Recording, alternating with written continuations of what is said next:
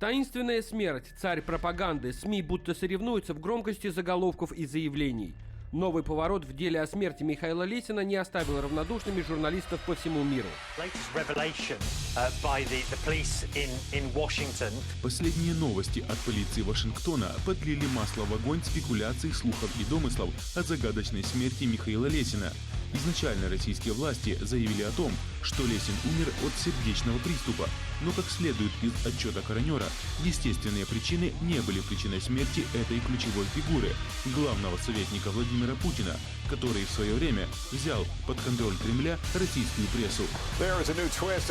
Новый поворот в загадочной истории про смерть бывшего союзника российского президента Владимира Путина. Через 4 месяца после того, как его нашли в номере отеля «Дюпон» в Вашингтоне, власти утверждают, что причиной смерти стала нанесенная травма, а не сердечный приступ, как думали ранее. Нью-Йорк Таймс утверждает, что российского чиновника избили, после чего он вернулся в отель, где и умер. Эти сведения косвенно подтверждают и правоохранительные органы. Полиция заявляет, что на записи камеры видеонаблюдения Лесин входит в отель и выглядит растрепанным. Это может свидетельствовать о том, что он был сильно пьян. Российские СМИ, несмотря на новости из Вашингтона, не спешат отказываться от версии о естественных причинах смерти. По словам друзей Михаила Лесина, последние годы он серьезно болел, перенес несколько операций, и до сих пор его семья считала, что он умер от сердечного приступа. На протяжении нескольких месяцев никакой конкретной, существенной, субстантивной, называйте как хотите, реальной информации о проливающей свет на хоть какие-либо обстоятельства случившегося от наших американских коллег мы не получали. Российские медиа особенно подчеркивают, что смерть Лесина так и не назвали убийством.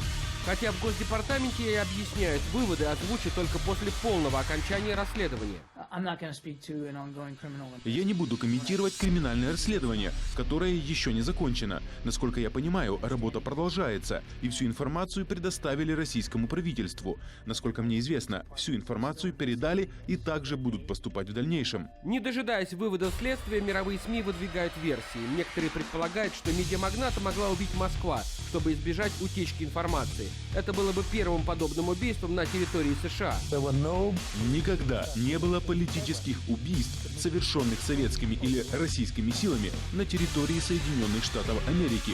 В любой другой стране – да, но не в США. Еще одна версия – никакого убийства не было. Смерть Лесина якобы инсценировала ФБР, чтобы спрятать его от Москвы. Эта версия особенно пришлась по душе таблоидам. 25 февраля некто вошел в аккаунт Лесина в сервисе сообщений Telegram. Об этом пишет журналист «Коммерсанта» Сергей Горешко. Пополнил ряды конспирологов и российский оппозиционер Алексей Навальный. Опубликовал справку американской таможни о том, что 15 декабря, через 40 дней после смерти, некто по паспорту Лесина покинул Америку. Оказалось, это недоразумение. Погранслужба США объяснила появление в своих документах учетной записи о том, что Михаил Лесин покинул территорию страны. Причем, судя по дате, он сделал это более чем через месяц после смерти.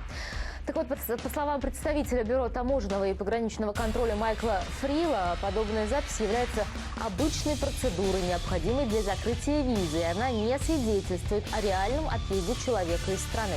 Но потока спекуляций разоблачение утки не остановило. Даже без таинственной смерти в биографии Лесина есть о чем писать и сплетничать.